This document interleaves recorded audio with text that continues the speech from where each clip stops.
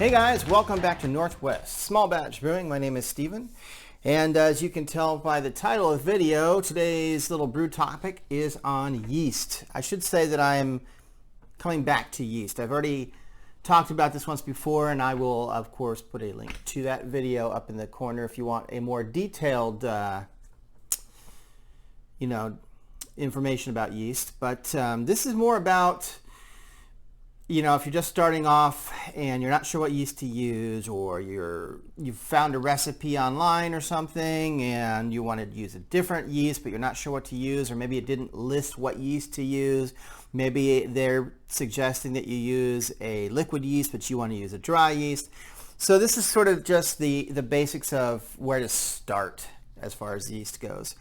So before I get started and pull out the laptop and show you sort of what you can look at, it would help me out a lot if you take a look around my channel and see what I've done, look at my videos, and if you like what I put out there, it would help me a lot if you would hit the like button and subscribe. And then with a little bell icon, you can adjust how you get notified whenever I put out a new video. With that being said, let's get started, and I will go ahead and pull out my laptop and show you where I would suggest starting if you're trying to figure out what kind of yeast to use.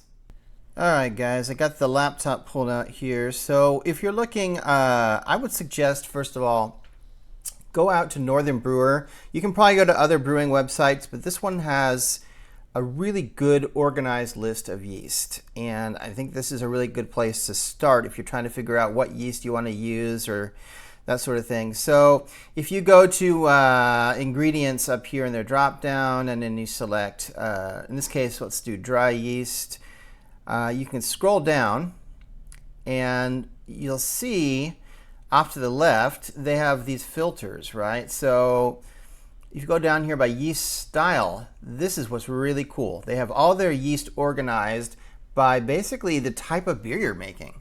So you can look at whatever beer type you're making and get a list of different yeasts. For example, let's go with American Ale, right? So check that off. So SAFL US 05 is probably one of the most commonly used. It's a really great yeast. I use it all the time. So that's a really great one. And then the Lalbrew ones that you see here are also good, but they're usually more expensive. As you can see, like this one's a little bit more expensive. And obviously these are US prices. It might be different where you're at, but anyway. And then they've just started adding these. I haven't seen this before. These are larger packets of the more common yeast. So if you want to buy it in bulk and get probably a lower price. So you can go through and, whatever beer you're making, if you're making an ale, you can go through and figure that out. Keeping in mind, if you're doing a lager, there's not a lot of choices when it comes to lagers, because lager is basically a single strain of yeast. So, there's not, what are you going to do? There's not like a lot of options. So in this case, you can see they have a SAFL lager. This is SAF lager.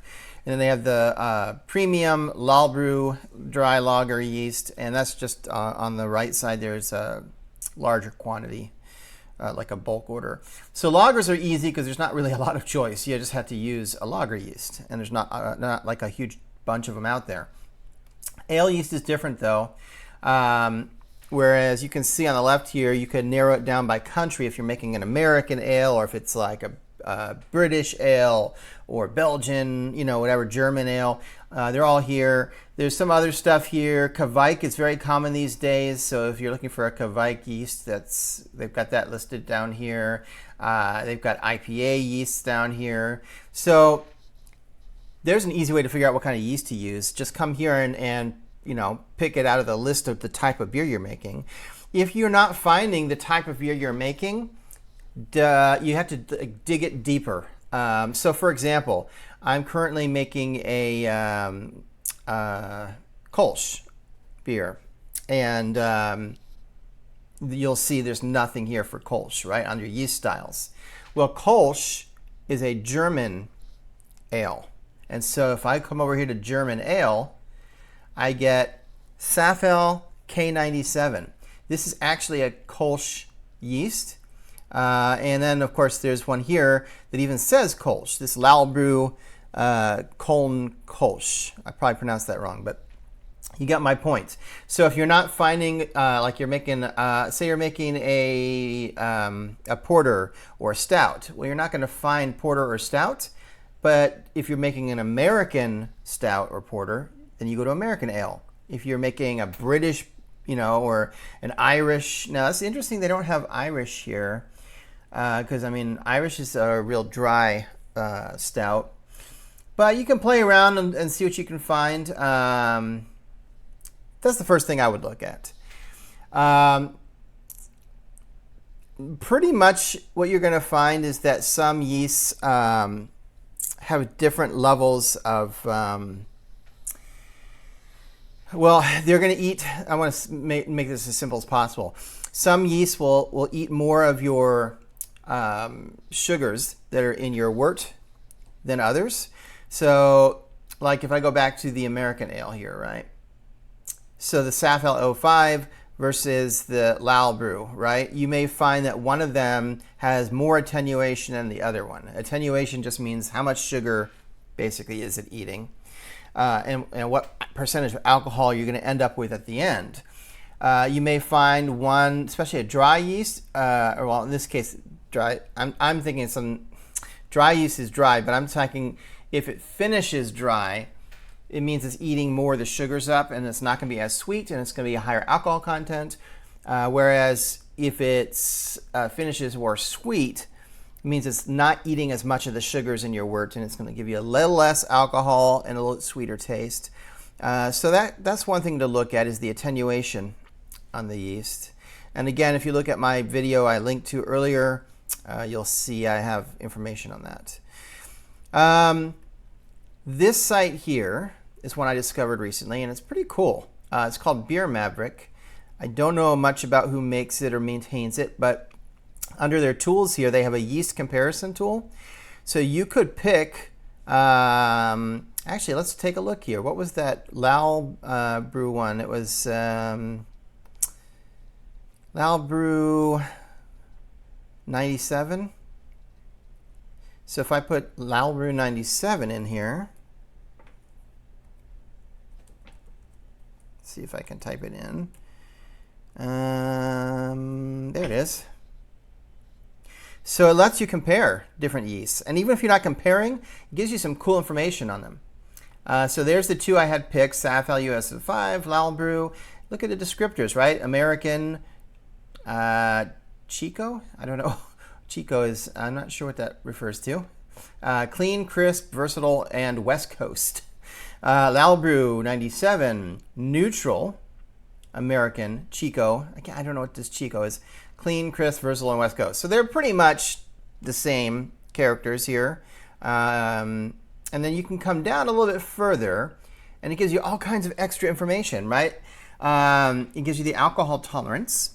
And they're pretty close, but you can see that the Safal is a little lower alcohol tolerance than the Lal Brew. Attenuation, remember, it even tells you right here. It refers to the percentage of sugars that are converted to alcohol, right? So the Safal is a little lower, which is why the alcohol tolerance is not as high. Kind of makes sense. Flocculation, I don't know that this is as important, but flocculation is the yeast, that drops to the bottom of your brew and forms that like yeast cake on the bottom.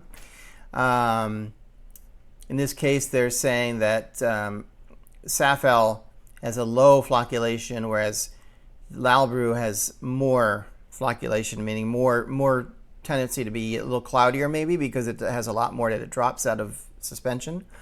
And then it even gives you the optimal temperature for brewing with these.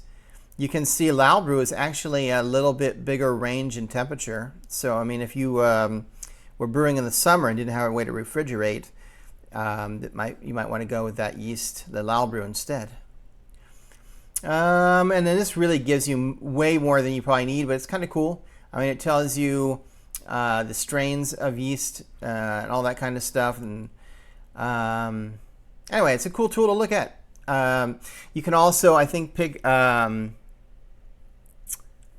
I wanted to say you could pick liquid yeast too. But my suggestion, if it's liquid yeast, is again go back to Northern Brewer and figure out what type of yeast based on the type of beer you're making.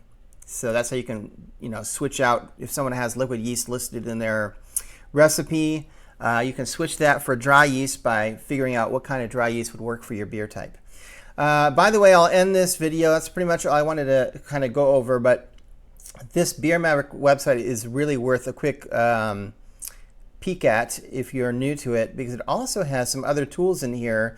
It has a really cool hop comparison wizard where you can compare different hops. So if you're having the same issue with your yeast that you are with your hops, you want to try some other hops, or I don't know, you want to know like what their characteristics of those hops are, what flavors and stuff. It's cool. You can use that to look that up.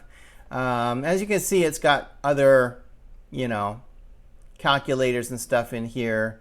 I haven't played around too much with those. Mostly just the yeast and the hop wizards are pretty cool. So all right, guys, so that is all I had to show you regarding yeast. I hope that helps you a little bit in figuring out what kind of yeast to use and being able to do a little bit of switching out if you want to use a different yeast or you're getting lost on that sort of aspect. So at any rate, I appreciate you stopping by, and as always, I'll have a video again next week at this same time and date. And hey, until next time, happy brewing, and good luck on your yeast journey. See you soon.